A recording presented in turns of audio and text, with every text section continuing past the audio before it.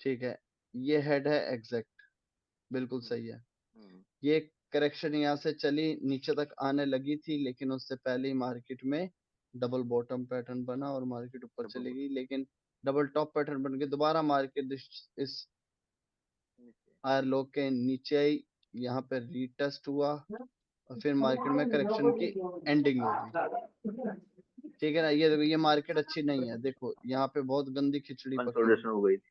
बहुत ये गंदी एक्चुअली जो मार्केट। बंद था ना, जब सैटरडे, जो हाँ फ्राइडे मार्केट नाइट में बंद हुआ, तब का मैंने लास्ट हाँ, मोमेंट पे ये पूरा बनाया है, अच्छा, बंद के बाद मार्केट। ठीक है। फिर मार्केट में देखो शोल्डर ट्रेंड लाइन का ब्रेकआउट हो, मतलब करेक्शन की एंडिंग ट्रेंड लाइन पे नहीं हुई, फर्स्ट टाइम ट्रेंड लाइन पे नहीं हुई, ब्रेकआउट। लेकिन करेक्शन पे शोल्डर पे हो गई। शोल्डर पे हो गई, अगर करेक्शन की एंडिंग हो गई तो इम्पल्सिव को स्टार्ट होना है, लेकिन वो ट्रेंड लाइन को नीचे से ऊपर वापस ब्रेक नहीं कर पाया। ठीक है, फिर कर करा के बिल्कुल, अगर आप मेरे से सीधे शब्दों में पूछो तो हेड एग्जैक्ट है, शोल्डर एग्जैक्ट है, क्योंकि ये भी इम्पल्सिव वेव है, ये भी इम्पल्सिव है। तो इस इम्पल्सिव वेव का जो ये हेड था वो अब बन गया शोल्डर, और शोल्डर से जहां से करेक्शन स्टार्ट होती है और जहां एंड होती है, ये हमारी नेकलाइन है, एकदम ठीक, नेक लाइन। कोई कमी नहीं। अब थोड़ा माइंड में वो चेंजेस आए थोड़ा। हाँ, थोड़ा हाँ, अभी अगर समझ में थोड़ी आ गया है। वो चेंजेस। पहले क्या था, करंट कैंडल कोई पकड़ के चल रहा है तो उसको ही हेड मान लेते थे, अभी पीछे वाला हम हाँ, देखते ही नहीं थे, अभी एकदम पीछे वाला देखते हैं, तो इसे थोड़ा इजी हो गया। अच्छी बात है भाई, ठीक है। इसका एक छोटा एक बड़ा वाला स्ट्रक्चर, ये एकदम छोटा वाला स्ट्रक्चर उसको उन्होंने मिनिमाइज एकदम जूम आउट करके दिखा हुआ हम्म, है। इस ये तरह से वही मैंने नहीं है उसको ड्रॉ मेरे किया। हिसाब से, तो वही है। भाई सेम, सेम ही है, उसको जूम आउट करके देखा, वो थोड़ा बड़ा करके रखा। हाँ तो ठीक है, ये हेड हो गया, ये शोल्डर हो गया, ये नेकलाइन हो गया। बहुत अच्छी बात है, मार्केट में ये zoom lower out. High shift हो रही है तो अपने हाँ। ट्रेंड लाइन लगा दिया, ट्रेंड लाइन लगा दिया, मैंने एक्चुअली बहुत इसलिए अच्छा। जूम आउट किया कि आपको थोड़ा आगे का पिक्चर का पता चल जाए कि आगे क्या हाँ चल रहा हाँ, ठीक है, बहुत अच्छी चीज है भाई। मार्केट में नेकलाइन पे आने के बाद फिर वो डिपेंड करता है डिमांड सप्लाई क्या है, ऐसे हम्म। करके ब्रेकआउट होता है या ऐसे करके ये मार्केट तो ऊपर ऐसे ही। जाती है। एबीसी के अंदर तो मार्केट में स्टक एरिया बनेगा ही बनेगा। है। अच्छा, जी। ठीक है, बहुत अच्छा है एक भाई, और भी है, ठीक है, यूरो यूएसडी वाला। ठीक है। इससे पहले अभी एक और होगा यूएसडी यूएसडी, नहीं है, दो ही है। उसी ट्रेडिंग व्यू पे। अच्छा, ये ट्रेडिंग व्यू वाला। पे होगा, हाँ ये वाला। यस। इसमें नीचे वाला हेड, ये हमारा हेड हो शोल्डर गया, एंड ऊपर वाले लेग बिल्कुल ये लाइन, ये शोल्डर हेड हो हो गया। गया। और ये नेकलाइन इसलिए नहीं ऊपर वाले हुई क्योंकि यह ब्रेकआउट स्ट्रक्चर नहीं हुआ। अगर यहाँ ब्रेकआउट स्ट्रक्चर हो जाता तो ये हमारे लिए नेकलाइन हो जाती, ये शोल्डर हो जाता। वही। पर वो शोल्डर पे ही अभी है। तो मैंने बहुत अच्छा, ट्रेंड लाइन बहुत अच्छे से लगाई हुई है। अब मजा आ रहा है, ठीक है। हेड हो गया, शोल्डर हो गया, नेकलाइन हो गई, ट्रेंड लाइन हो गई। एक मेजर स्ट्रक्चर की मैपिंग के लिए क्या चाहिए होती है? चार चीजें, हेड, क्या shoulder, neckline, shoulder, trend. Neckline, trend line. ये चार चीजें, ये चलना है। चारों चीजें बिल्कुल एक्यूरेट लगी हुई, बहुत अच्छा। देखा माइंडसेट चेंज इससे करने से मिनिमाइज पेज होगा। क्या हाँ फर्क हाँ। पड़ता है। एक और उसी तरफ एक पिक्चर होगा, आपने जो देखा ना उसी का सेम, एक बार जरा रिवर्स करके। हाँ ये वाले छोटे से एकदम जूम आउट करके देखा हुआ है, हेड बराबर लगा है ना मेरा। हेड शोल्डर, हाँ ठीक है, वही चीज है, कोई फर्क नहीं है, बिल्कुल। हाँ बस वो छोटा करके मैंने इसलिए पीछे का पूरा व्यू देखने। हाँ ठीक है, कोई कमी नहीं है मेरे भाई। हम्म। अभी मैंने ट्रेडिंग व्यू, अरे वो उस पे भी देखा, फिटेक्स पे भी बनाया था मैंने। फिटेक्स में इतना जूम आउट नहीं होता तो मजा नहीं आया, लेकिन फिर भी कोशिश करी मजा मैंने नहीं देखने आया। की। हाँ इसमें जूम आउट ज्यादा होता नहीं है तो। हम्म। ये ब्रोकर है बहुत बड़ा, लेकिन ये ना फीचर्स नहीं देता, मैंने देखा है। हाँ। बहुत बड़ा ब्रोकर है, लेकिन एक तो इसकी लाइन उठाओ, अगर मैं इसको बोल दूं ना ये इधर से इधर लगा दो, तो आपकी रात निकल जाएगी इस लेवल को उठा के यहाँ लगाने में। नहीं नहीं होती। चिपक जाता है वो, चिपक जाता है। परेशानी दे देती है। एक हाँ, हॉरिजॉन्टल लेवल को भी उठाने में ना ऐसा लगता है इंजीनियरिंग करनी पड़ेगी इस चीज को करने के लिए। सही बात है, तो कई बार ऐसा चिपकता है, हिलता ही नहीं बाहर से। इरिटेट कर देता है, बहुत ज्यादा इरिटेट हो जाता है साला, कुछ कोई लेवल शिफ्ट करना परेशान। हो, कुछ करना हो, रो पड़े बंदा, उसको ऐसा लगे भैया ट्रेडिंग छोड़ के हाँ, मैं कुछ और कर लूंगा, ये नहीं, ये काम लेवल धंधा कर लो। कुछ और सही बात। काम धंधा पकड़ लूंगा। बहुत इरिटेट करता है। और बेफालतू के फीचर दे रखे हैं, एंजल ट्रेंड लाइन, ये ट्रेंड लाइन, वो ट्रेंड लाइन, काम नहीं है जिस चीज के वो दे रखे हैं बेफालतू के, क्या बताएं। हम्म। तो इसलिए, और जूम आउट करना चाहिए बंदे को, ऑल ओवर पूरा व्यू देखना, पूरा टारगेट ट्रेंड वगैरह देखना है। हाँ, वो कैसे देखेगा? तो इससे है, ज्यादा हो ही नहीं रहा। कोई नहीं रहा, तो बेवकूफी ना, ये ब्रोकर क्या है। और मैं अकेला नहीं, कई बंदे नाराज हैं ये क्यूटेक्स के जो इंटरफेस सही को लेके। दुनिया ही बोलती है सही लेकिन ये बात। सुधरते नहीं है साले, क्या बोले। अच्छा, हम्म, बात करूँ तो ये हम्म। हेड है एक्यूरेट। शोल्डर, शोल्डर यहाँ मेरे को कहीं नहीं दिख रहा है ऐसा शोल्डर लोअर मेरे को तो का। क्यूटेक्स ही अच्छा लगता है दूसरे से तो। देखो क्यूटेक्स इसलिए अच्छा लगता है ब्रो आपको सीधे, क्योंकि बंदे को चाहिए पैसा। ठीक है। अब और नहीं, पैसे ब्रोकर के लिए क्या। नहीं, मैं इंटरफेस के लिए बोल रहा हूँ, वो लुकिंग में अच्छा है बाकी से। अच्छा अच्छा, मेरे को तो भाई आई के ऑप्शन, या ये हो सकता है मैंने हाँ 5 साढ़े 5 साल किया ही आई के ऑप्शन का इंटरफेस पे काम है। तो हाँ, तो वो भी हो नहीं, सकता है, IQ वो सेट बेटर हो है, जाए ना। ड्राइंग करने में बेटर है, ड्रॉ करने में बेटर है IQ काफी हद तक। बहुत बहुत उठाते ही कटक करके लेवल ड्रॉ हो जाता, कटक करके लेवल लाइनें लग जाती, कटक करके वो छोटे छोटे वो जोन लगा लो, कुछ लगा लो, सेकंडों में काम हो जाता है। इसमें तो बंदा रो पड़े। सही बात। ठीक है। मार्केट में बात करूं, हेड, ठीक है, हम्म, शोल्डर, नेकलाइन, ट्रेंड लाइन, ठीक है, करेक्शन की एंडिंग यहाँ हो जाए, ठीक है। यहाँ पर भी लग सकता है लेकिन ना, नहीं, यहाँ पर करेक्शन लो रहा है। ब्रेकआउट नहीं हुआ ना, नहीं हुआ ना, यही तो चक्कर है। हाँ, यहाँ पर भी नहीं हुआ, कोई यहाँ पर भी नहीं लंबे हुआ। तक हो ही नहीं रहा था, लास्ट में यहाँ तक देखो जाके अब हुआ आपको पता लगने लग गया होगा कि ये जो दो है ये रिट्रेसमेंट है, ये जो तीन है ये रिट्रेसमेंट रिट्रेसमेंट है, है। ये जो है रिट्रेसमेंट है, ये जो है रिट्रेसमेंट है, ये जो है रिट्रेसमेंट है, ये रिट्रेसमेंट है। हाँ, उसने ब्रेक, उस पे हायर हाई को ब्रेक करके ऊपर गया, या तो लोअर हाई को, alternative correction lower high, lower high को, हाँ। सॉरी लोअर हाई को, लोअर हाई को लोअर हाई करेक्शन को में। ब्रेक करके ऊपर, तो ये करेक्शन कंफर्म हो गई, तो ये बिल्कुल एक्यूरेट लगाया, कोई कमी नहीं। यही चाहता था मैं, यही चाहता था। बस समझ में आ जाए। ठीक है, हेड हो गया, ये शोल्डर हो गया, नेकलाइन हो गई। बहुत अच्छा, करेक्शन यहाँ से स्टार्ट हुई, यहाँ एंड हुई, ब्रेक ऑफ स्ट्रक्चर हुआ, तो ये चेंज ऑफ करेक्टर कंफर्म हो गया। उसके मार्केट ऊपर गई, उसके बाद जितने भी लेफ्ट हैंड साइड वाले लोअर हाइज होंगे मार्केट उन तक पहुंचेगी। बहुत अच्छा, कोई कमी नहीं है भाई, वेरी गुड। चलो ओके। अच्छी बात है, समझा पाए और आप समझ पाए, वरना ये गिल्टी शायद हाँ जिंदगी नहीं, अभी भर तो जिंदगी भर रह नहीं नहीं, जाती है। एकदम अच्छे से आ गया, वो उन्होंने पूछ लिया क्वेश्चन, बहुत अच्छा किया, मेरा पूरा कॉन्सेप्ट क्लियर हो गया। ठीक है ब्रो। अब तो मेन आपको मेजर की जो दिक्कत आ रही होगी, अब तो वो मेरे हिसाब से सॉल्व आउट हो गई, खत्म सॉल्व हो आउट हो गई। गई, चैप्टर तो चैप्टर क्लोज हो गया वो, है ना। हाँ, ये मेरा है। परफेक्ट। ये क्या लगाया आपने? कौन सा वाला? ऊपर वाला हेड है, नीचे वाला शोल्डर है, और सबसे लास्ट वाला निकला है।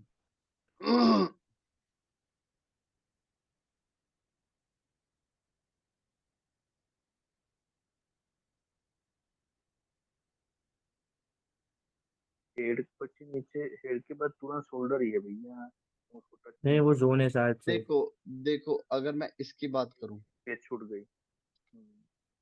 अगर हाँ। मैं देखो, अगर मैं इसको हेड मानता हूं, क्योंकि हाँ। इम्पल्सिव की एंडिंग है, तो इससे रिसेंटली जो प्रीवियसली इम्पल्सिव की एंडिंग है वो यहाँ हुई है, इसका मतलब ये हाँ, एज अ शोल्डर है। तो और शोल्डर हाँ। ये है, नेकलाइन, ये नेकलाइन, हो गई, और एकदम पास में ओके। ही चालू करना हो गया। आपने जो ड्रॉ किया ना वो पूरे ही स्ट्रक्चर को आपने हेड लिया शोल्डर था, नेक हाँ। ले लिया। बहुत ही बड़ा है, जो हाँ। मैंने आपको दिखाया था ना, आप ऐसे करते हो लेकिन ऐसे नहीं सबसे करना, पहला आपको वाला। जूम। देखो मेजर स्ट्रक्चर की मैपिंग में इम्पल्सिव और करेक्टिव वेव को फोकस करना है। इसके अंदर हाँ। देखो कितने सारे इम्पल्सिव और करेक्टिव वेव हैं। इसका मतलब पूरे आप इस हाँ। बंच को ले रहे हो तो आप पूरा ट्रेंड को वो कर रहे हो, मेजर स्ट्रक्चर नहीं कर रहे। मेजर स्ट्रक्चर के अच्छा। अंदर मैंने इसको जो किया है, देखो इसके अंदर लोअर लो, लोअर हाई, लोअर लो, लोअर हाई, लोअर लो। अच्छा, इम्पल्सिव अच्छा। Corrective, impulsive corrective, impulsive corrective, impulsive corrective, impulsive corrective, correct. Impulsive. आपको इम्पल्सिव, ये हाँ। लेना, ये लेना। अब डबल टॉप पैटर्न बना, impulsive corrective, corrective. Impulsive, impulsive ऐसे। करेक्टिव। अब आपको अच्छा। ऐसे लेना। अच्छा, ठीक है। अब बहुत दूर, अब वही बात होगी, अब पता नहीं कितने दिनों बाद जाके मार्केट यहाँ आएगी, तो तब आप सोचोगे उसके बीच में मार्केट हाँ, खेल खेल के भी निकल गई, समझ नहीं पाओगे। समझे? अच्छा, दूसरा में वैसे ही हुआ, दूसरा पिक। नहीं ये नहीं, हाँ बस ये। ब्रो बहुत ज्यादा जूम आउट है ना इसके अंदर, तो कैंडल का बिहेवियर ही नहीं हाँ, दिख रहा। पता पता ही नहीं मैं चल रहा इसको है पता कि वो नहीं क्या लगा करे। पा रहा कि मैं कहाँ पे करेक्शन को देख सकूं। ठीक है, इसको देखा जाए तो ये बहुत ठीक है, हम्म। इसको देखा जाए तो ठीक है ना। लेकिन ऐसी हाँ सिचुएशन में ना ये ध्यान रखा करो, यहाँ पे शोल्डर दो हैं, एक हाँ, ये भी ये है, वो रहा, ये रहा। अच्छा, वो नीचे वाला भी। हाँ। ये दो शोल्डर्स हैं, ये ध्यान रखना। अच्छा। ठीक है ना। आप बहुत जूम आउट करके लेवल ड्रॉ कर दो, जूम आउट करके लेवल ड्रॉ करने की जरूरत नहीं है। समझे? अच्छा। हाँ हाँ। जूम इन इसमें जो करके। पूरा हेड बना है उसमें कहीं ना कहीं शोल्डर होगा तो भी पता नहीं चलेगा, इतना जूम आउट हो चुका है कि वो करेक्शन कितनी आई होगी हाँ, पता नहीं चला। हाँ वही मैं कहना चाहता हूँ, अगर करेक्शन यहाँ बनी भी वही है, कंफ्यूजिंग। मैं पता नहीं कर पा रहा, हाँ, तो भी पता नहीं चल, हाँ पता नहीं चलेगा, ये जूम आउट चक्कर। बहुत है। हाँ हाँ। ठीक है ना, बाकी ठीक है, जैसे मैंने जिगर भाई को बताया, आप भी हम्म। देखना उस तरीके से हो जाए, हाँ। कोई बड़ी बात। जी जी। मैंने दिमाग में किक कर गई ना बात, अब हो हाँ जाए, हाँ हाँ, वो हाँ, अब हो जाएगा, हाँ। बस वो मैटर करता है। अच्छा और भी है क्या? नहीं, ठीक है, दो ही दे। ठीक है, ठीक है। मैं एक बार देख लूं हमारा लास्ट टॉपिक। जिगर भाई, अच्छा सिर्फ डाउट की क्लास हुई थी, उससे पहले नहीं, कैंडलस्टिक जस्ट रीडिंग।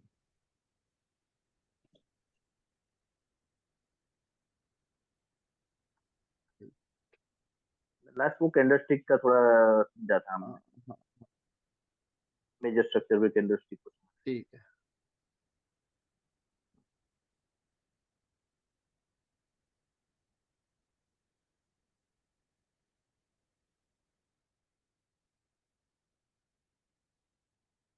हो गया।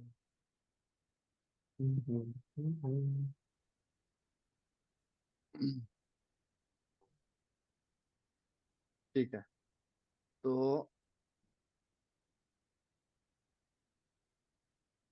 हमने क्या समझा था कि मार्केट में एक के मैं जल्दी से रिवीजन करवा देता हूँ। बायर पहुंचे एक रेजिस्टेंस लेवल पर, रेजिस्टेंस लेवल पर पहुंचने के बाद बायर ने पता किया कि हाँ यहाँ पर सप्लाई है या नहीं, और इस जी। एरिया से रिवर्सल आएगा या नहीं। वो कैसे पता चलेगा कि इस एरिया से जो सेलर का मोमेंटम आया है, तो अब पिछली बार तो यहाँ पर देखा बहुत हाई सप्लाई थी, तो बायर जब इस बार इस जगह पर आए हैं, तो क्या इतने सेलर्स पावर में है कि वो मार्केट में रिवर्सल ला सके? ठीक है ना, हम्म। इधर से रिवर्सल ला सके। अब बायर पहुंचे एक रेजिस्टेंस लेवल पर, पता किया कि हाँ भाई हम इतने बंदे हैं, मान लो एग्जांपल हम 10 बंदे हैं, हम 10 बंदों को चाहिए माल, क्या तुम माल मुझे दे सकते हो, सप्लाई दे सकते हो? ठीक है, अब इस एरिया वो लेवल ये भी हो सकता है, वो लेवल ये भी हो सकता है। टेस्ट करने का मतलब होता है जी। कि बायर एक लेवल पर आके पता कर रहे हैं कि इस एरिया में सप्लाई है या नहीं। नहीं। ठीक है ना, क्योंकि रिजेक्शन दिख रही है तो है, हम्म, और अगर है तो कितनी है? क्या इतनी है कि वो मेरे को इंगल्फ करके मैं दोबारा कराऊं तो फिर मेरी डिमांड को फिनिश करके अपने यू टर्न करने में कामयाब हो, इतनी सप्लाई है? तो वो चीज वो वहां के बिहेवियर से पता लगता है। ठीक है ना। अब बायर पहुंचे एक रेजिस्टेंस लेवल पर, पता किया कि भैया हमें माल चाहिए, हम 10 बंदे हैं, हमें माल चाहिए, आप कितना स्टॉक हमें दे सकते हो? अब सेलर ने एक करेक्टिव वे फॉर्म करके बताया जी मेरे पास तो इतनी सप्लाई। कितना स्टॉक है? अब बायर ने बोला यार इतने बंदों को तो यार इतना माल मिल गया, क्योंकि डोमिनेट कर दिया, लेकिन रिमेनिंग बायर्स का क्या? अब अगर ग्रुप के आधे बंदों को माल मिल जाए, तो आधे बंदों को तो नीड होगी या नहीं होगी, वो हमें पता करना होता है। मतलब कि जी। जैसे बोलते हैं रेजिस्टेंस आफ्टर ब्रेकआउट सपोर्ट बनता है, फिर मार्केट ऊपर जाती है। तो ये जो बायर एंटर करेंगे, ये बायर कौन होते हैं? ये बायर बचे हुए हो। रेसिड्यूल जो बचे हुए यही बाकी रह बायर, गए। जो रिमेनिंग बायर है, जहाँ जो अभी ऑर्डर्स पड़े हुए हैं, वो क्या करते हैं, वो बायर कैसे आगे जाते हैं, उसी के बिहाफ पे हम पता कर सकते हैं कि डबल टॉप पैटर्न बनेगा या या नहीं। मार्केट ब्रेकआउट स्ट्रक्चर करेगा या क्या करेगा, वो हमें कैंडल बताती है। किसका है? ठीक है। तो अब बायर फिर अगर इस सेलर ने बोला जी मेरे पास इतना माल है, अब बायर ने बोला यार आधे बंदों को माल मिल गया, आधे बंदों को नहीं मिला, और मुझे माल तो चाहिए, अब मैं क्या करूं?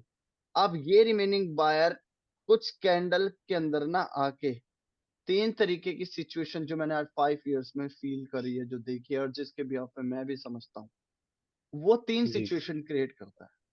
पहली, अगर रिमेनिंग बायर इंटरेस्टेड है तो कॉमन सी बात है, अब एक चीज बताओ, मार्केट में सप्लाई नहीं है लेकिन आपकी नीड है, तो आप क्या करते हो? हाई प्राइस में परचेज करते हो, मतलब उस चीज की कीमत बढ़ाते हो, उस चीज का प्राइस जो है वो बड़ा बढ़ जाता है।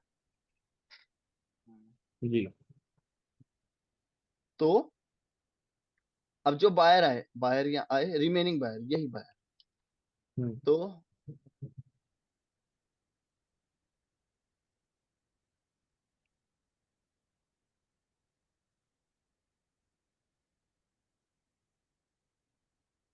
क्या पता चला? अभी पहली सप्लाई डिमांड सिचुएशन में ज्यादा है। उसकी डिमांड ज्यादा है। मैं बताता हूँ, मतलब रिमेनिंग बायर्स, हाँ इनका इंटरेस्ट है, ये इंटरेस्टेड है, पता लग रहा है, जी ठीक है ना? अब पहली सिचुएशन में क्या बनाई कि जो रिमेनिंग बायर्स हैं उनकी जो डिमांड है वो हाई ज्यादा है। है। अभी भी ज्यादा है। और ये दोनों के पॉइंट ऑफ व्यू से सोचना, बायर के पॉइंट ऑफ व्यू से बायर की डिमांड हाई है, सेलर की जो सप्लाई है वो वीक है, ठीक है ना? मतलब क्या स्टोरी बनेगी? हम क्या स्टोरी बनाएंगे कि सेलर ने जब बायर पहुंचे एक रेजिस्टेंस लेवल पर, सेलर ने अपनी हेलो सप्लाई दिखाई। हाँ ब्रो।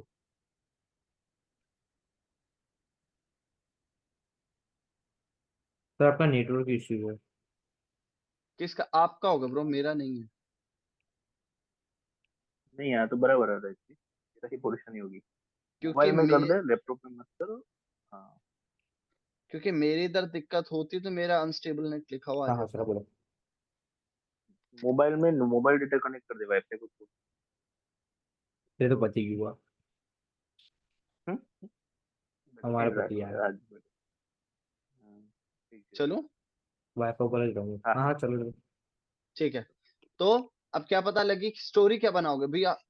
पता है क्या ट्रेडिंग किससे चलती है? Price action. और प्राइस एक्शन जी क्या है? मार्केट की स्टोरी। सॉरी। मार्केट की हाँ स्टोरी को बना के जो ट्रेड लेगा उसे ही प्राइस एक्शन बोला जाता है। तो आपने क्या समझना, हर टाइम हर सिचुएशन की एक स्टोरी है, उस स्टोरी को समझो। अब बायर ने अगर शोल्डर को ब्रेकआउट कर दिया तो हम क्या, बायर ने अगर हेड को ब्रेकआउट कर दिया तो हम क्या बोलेंगे कि भैया सेलर तो ऑलरेडी अपनी सप्लाई दिखा चुका है कि मेरे पास इतना ही जी माल है, ठीक है ना? अब रिमेनिंग बायर को पता है कि भैया माल है नहीं मार्केट में, अब मेरे को खरीदना है, मेरी नीड है, तो मैं प्राइस बढ़ाऊंगा, मैं नेक्स्ट दुकान पर जाऊंगा। तो नेक्स्ट दुकान पर अब तब हम क्या बोलेंगे? रिमेनिंग बायर इंटरेस्टेड हैं, वो ब्रेकआउट स्ट्रक्चर कर रहे हैं, और ऑलरेडी सेलर ने हमें पहले ही दिखा दिया उनके पास सप्लाई नहीं है। सप्लाई नहीं है इसलिए ऊपर की जो रिजेक्शन है बहुत वीक आई है, ठीक है ना?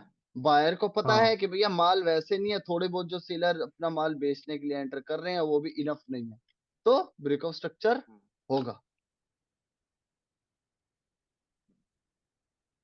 क्लियर? क्लियर। क्लियर।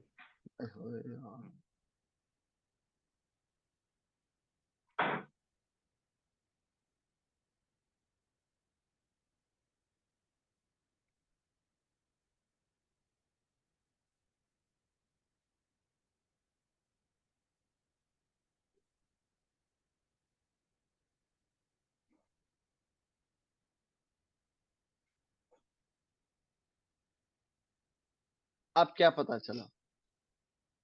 अब इसकी स्टोरी क्या बनेगी सप्लाई बढ़ी। कि डिमांड मार्केट ज्यादा है में, लेकिन सेलर की वो सप्लाई ज्यादा है। हाँ अब क्या बोलेंगे कि रिमेनिंग जो बायर हैं,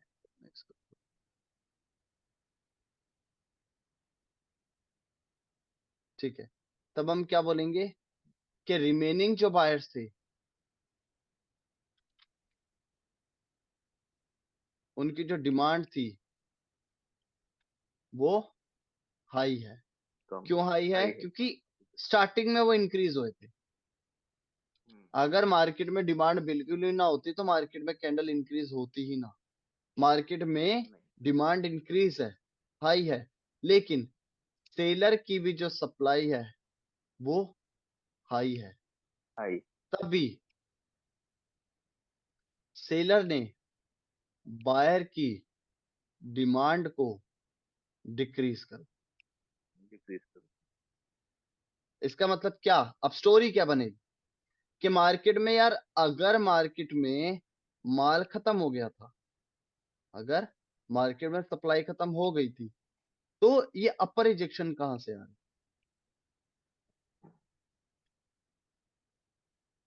राइट। अगर मार्केट में माल ही नहीं है, अब होता है ना ऐसा कि मार्केट में जरूरी नहीं अगर रेजिस्टेंस आफ्टर ब्रेकआउट सपोर्ट बना तो सेलर का मोमेंटम जो है, करेक्शन का मोमेंटम जो है वो लॉस ही हो, ये जरूरी नहीं है। कई बार क्या होता है, करेक्शन यहाँ से स्टार्ट हुई तो यहाँ पे जो लास्ट कैंडल जो सेलर की आई है उसकी लास्ट कैंडल स्टिल बहुत स्ट्रांग है,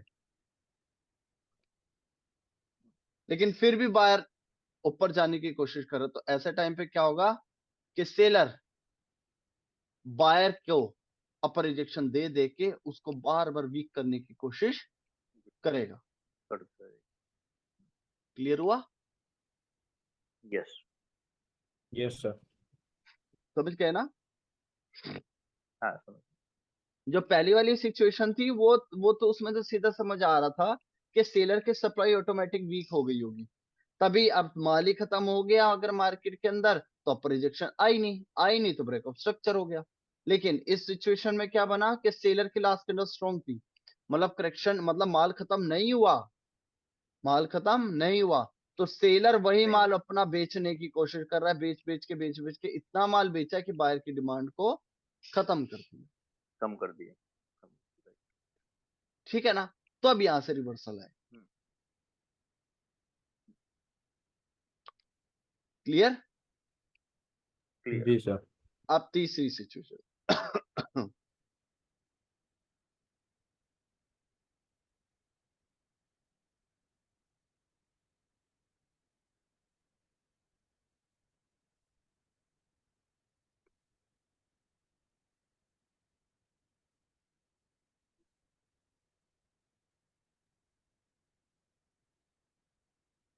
अब क्या स्टोरी बनेगी? अब स्टोरी बनेगी कि मार्केट के अंदर बायर का जो मोमेंटम था वो ऑटोमेटिक डिक्रीज हो रहा है। सेलर बायर को माल दे दे के बायर की नीड को खत्म नहीं कर रहा, क्योंकि अपर रिजेक्शन नहीं है मार्केट में। अपर रिजेक्शन नहीं है मतलब सेलर बायर को माल बेच नहीं रहा, फिर भी बायर की बॉडी डिक्रीज हो रही है। ये क्या बात हुई? अगर आप माल खरीदोगे तभी तो आपकी जो नीड है वो खत्म होगी, आप माल खरीद नहीं रहे फिर भी आपकी नीड खत्म हो रही है। इसका मतलब क्या? आप खरीदना ही नहीं चाहता, आपका इंटरेस्ट ही नहीं है। अगर मार्केट में हाई ये प्राइस चीज, में। हाँ, इसका मतलब क्या? जो रिमेनिंग बायर हैं वो कहना चाहते हैं कि भैया मैं 1000 रुपीज के ऊपर बाइंग करना ही नहीं चाहता। तुम बेचोगे तो ठीक, नहीं बेचोगे तो ठीक, मैं हाई प्राइस में परचेज नहीं करना। ठीक है ना? अब क्या स्टोरी है कि जो ठीक है।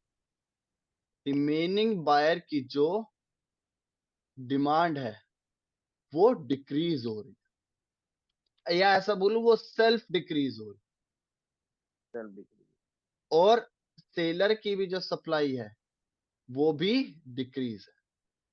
मतलब दोनों ही पार्टीज डिक्रीज। ठीक है ना? अब ये जो थर्ड सिचुएशन है ये थोड़ा क्रिटिकल होता है, थोड़ा सिचुएशन इसमें बंदा फंस जाता है।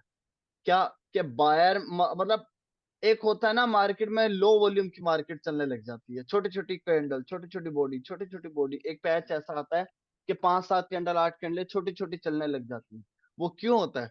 वो इसलिए होता है उस सिचुएशन में ना बायर इंटरेस्टेड है ना सेलर इंटरेस्टेड है, ना बाइंग, ना खरीदने वाले हैं ना बेचने वाले हैं। जब एक बेचने वाले। सिचुएशन आएगी ना खरीदने वाले हैं ना बेचने वाले हैं, तो उस टाइम मार्केट लो वॉल्यूम के मार्केट के लिए गंदी हो जाएगी, लो वोल्ट। हाँ लो वॉल्यूम की मार्केट हो जाएगी। अब इसकी स्टोरी वाइज अगर मैं सोचूं तो स्टोरी क्या बनेगी कि बायर खरीदने में इंटरेस्टेड नहीं है। अब बायर ने तो खुद से अपने हाथ खड़े कर लिए कि भैया हम इसके ऊपर नहीं खरीदेंगे। अब बात क्या आ जाती है सेलर के ऊपर, क्योंकि बायर तो इंटरेस्टेड नहीं है। अब सेलर अगर इंटरेस्टेड है तो सेलर को क्या करना चाहिए, सेलर को यहाँ पर अपर अपनी रिजेक्शन देनी चाहिए। तो अगर नहीं नहीं नहीं अपर रिजेक्शन नहीं, अपर रिजेक्शन तो दिखी नहीं ना। ओके, यहाँ से एंट्री, ठीक है ठीक है, यहाँ से हाँ एंट्री करेगी।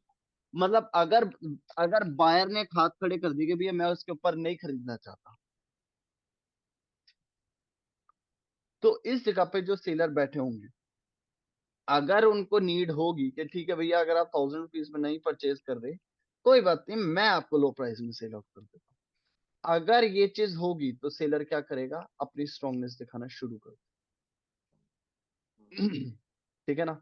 लेकिन अगर मार्केट के अंदर बायर की वीकनेस के बाद, वो भी सेल्फ वीकनेस के बाद, मतलब बायर इंटरेस्टेड नहीं है इसके ऊपर, खरीदेंगे ही नहीं बायर, तो सेलर के भी अगर वीक कैंडल बन गए, अब क्या वो भी नहीं बेचना चाहते। वो भी नहीं बेचना चाहते।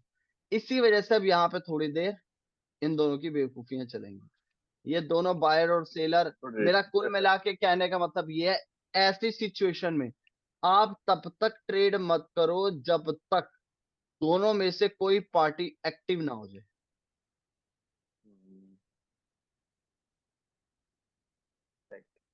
समझ गए ना, कंसोलिडेशन एरिया बनता है वो इसी वजह से बनता है ना। इसी हाँ वजह से बनता है बिल्कुल। जब दोनों पार्टीज, हाँ, नहीं देखो कंसोलिडेशन एरिया दो रीजन से बनता है, या मार्केट में दोनों ही पार्टीज इंटरेस्टेड ना हो, या मार्केट में दोनों पार्टीज दोनों बहुत है ही ज्यादा इंटरेस्टेड हो।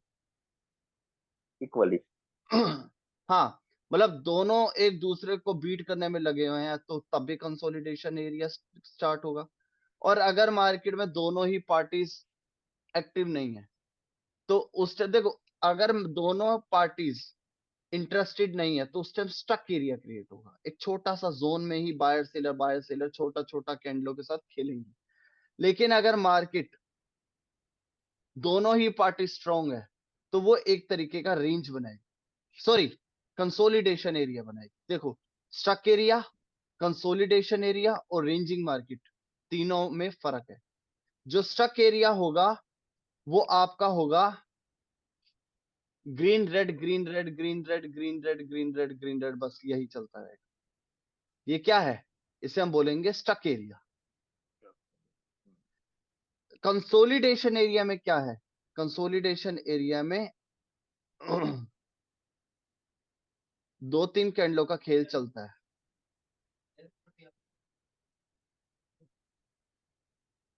ये क्या है, कंसोलिडेशन एरिया। अब रेंजिंग क्या है, रेंजिंग में आ जाता है बड़ा रेंज, इसके अंदर इंपल्सिव वेव करेक्टिव वेव एक ही रेंज में अगर मूव करे जा रही, हो जाएगा। ये रेंजिंग हो जाएगा। फर्क है तीनों में। पहली चीज बोलना समझो कि स्टक एरिया क्या है, कंसोलिडेशन क्या है और रेंजिंग क्या है। सबसे छोटा होता है स्टक, उससे ऊपर होता है कंसोलिडेट, उससे ऊपर होता है कंसोलिडेट रेंजिंग। रेंज। हाँ तीनों में समझ आ गया फर्क। ऊपर वक्त दोनों जी सर, मार्केट में ट्रेड नहीं करना चाहिए। नहीं देखो तीनों मार्केट में।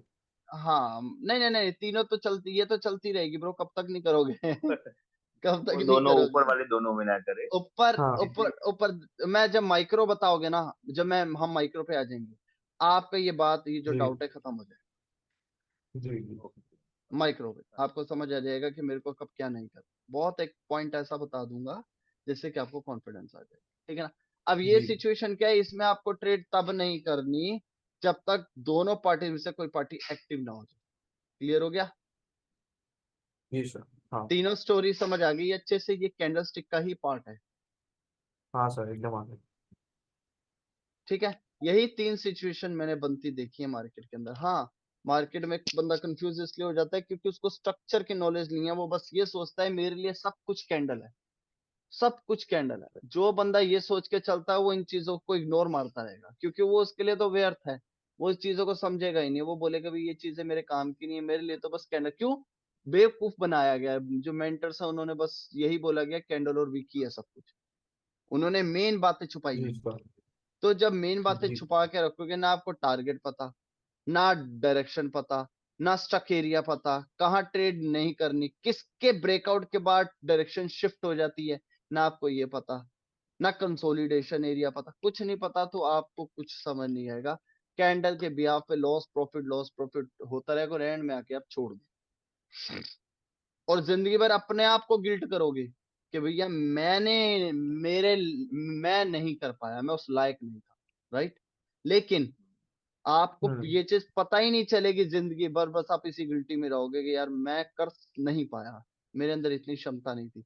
लेकिन बात कुछ और ही होगी, आप कर सकते थे, आपको करने नहीं दिया, वहां तक पहुंचे ही नहीं नॉलेज तक। जी सर। पहुंचने ही नहीं दिया, चक्कर ये है, हम्म, समझे कि नहीं। तो ये बात है, राइट। हाँ बंदा इसी गिल्टी में जिंदगी भर रह जाता है, मैं कर नहीं पाया, मैंने क्विट कर दिया। लेकिन कोई सही बात बताता तो शायद कर जाते, नहीं, ठीक है ना। हाँ, सही बात। तो अब बायर ने ब्रेकआउट स्ट्रक्चर किया, ब्रेकआउट स्ट्रक्चर करके क्या पता चला, हमें ये पता चला कि रिमेनिंग बायर एक्साइटेड है।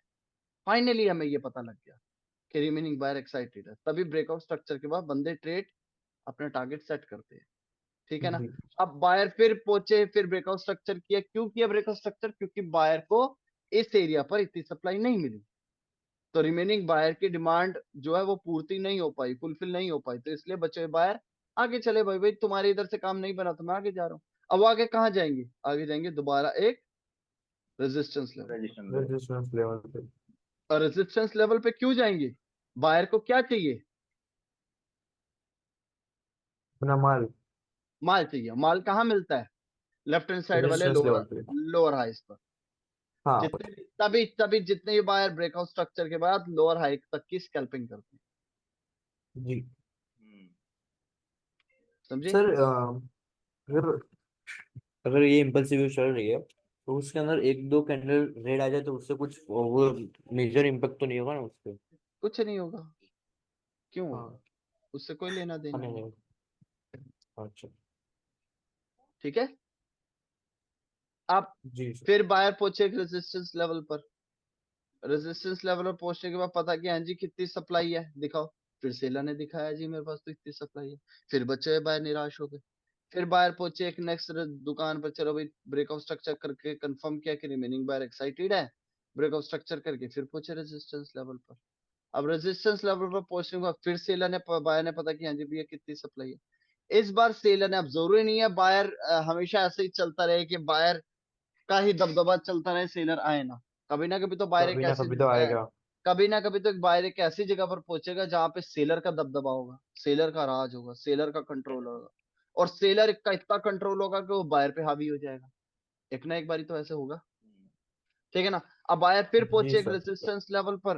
रेजिस्टेंस लेवल से आने के बाद सेलर आए, ठीक है, पता किया कितनी सप्लाई है, दुकानदार ने अपना माल दिखाना शुरू किया और दिखाते हुए शोल्डर को ब्रेकआउट करके क्या कंफर्म कर दिया कि भाई साहब आपकी जितनी सप्लाई है मैं आपकी जितनी डिमांड है मैं उतनी सप्लाई दे दे सकता हूँ, देता हूँ।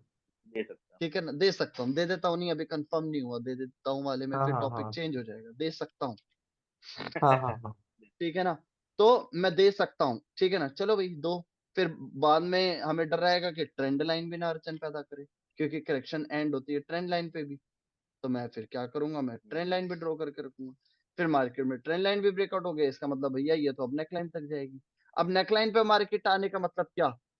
अब हमें ये पता चला कि फाइनली बायर एक ऐसे रेजिस्टेंस लेवल पर पहुंच गया जहां पे सप्लाई बहुत ज्यादा है। सेलर, अब देखो मार्केट में जैसे ही मार्केट शोल्डर को, वीक पार्टी शोल्डर को ब्रेकआउट करके नेकलाइन तक पहुंचे, आपको बायर वाइज और सेलर वाइज दोनों वाइज अलग अलग सोचना होगा। बायर वाइज क्या सोचोगे जी सर। कि भैया बायर, हेलो, हाँ जी बोलिए। कुछ नहीं सर। ठीक है। तो बायर वाइज क्या सोचोगे कि भैया डिमांड क्यों बढ़ रही थी? क्योंकि इतना प्रोडक्ट नहीं थी, इतनी सप्लाई नहीं थी, इसलिए डिमांड बढ़ रही थी।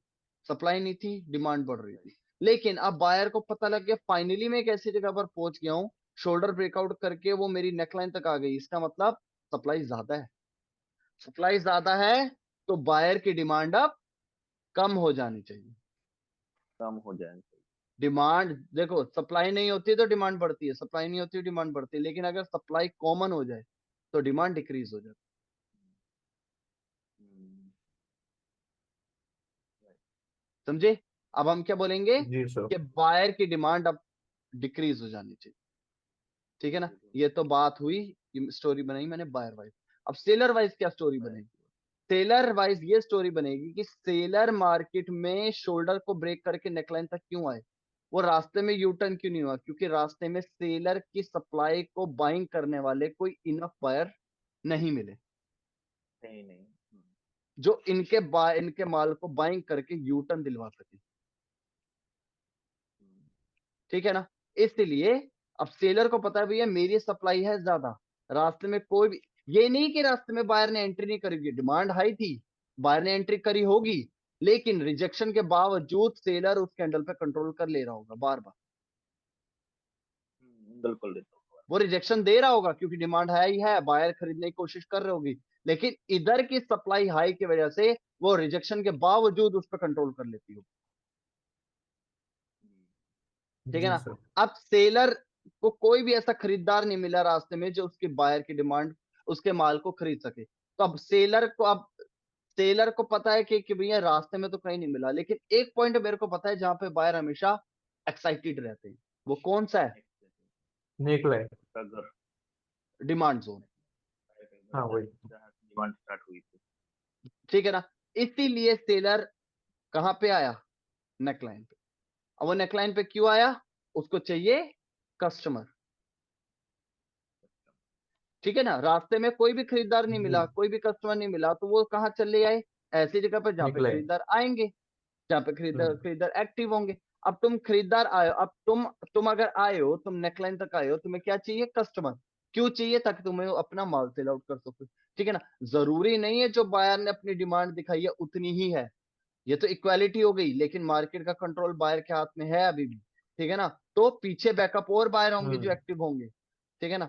अच्छा, 1 मिनट रह गया ब्रो, फिर इसका जो थोड़ा सा बस इतना बचा है, ये मैं कल बता दूंगा, फिर हमारी मेजर स्ट्रक्चर मैपिंग हो जाएगी।